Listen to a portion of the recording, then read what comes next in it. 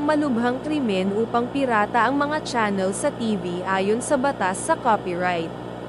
Para sa karagdagang impormasyon, bisitahin ang ap.tmie.com.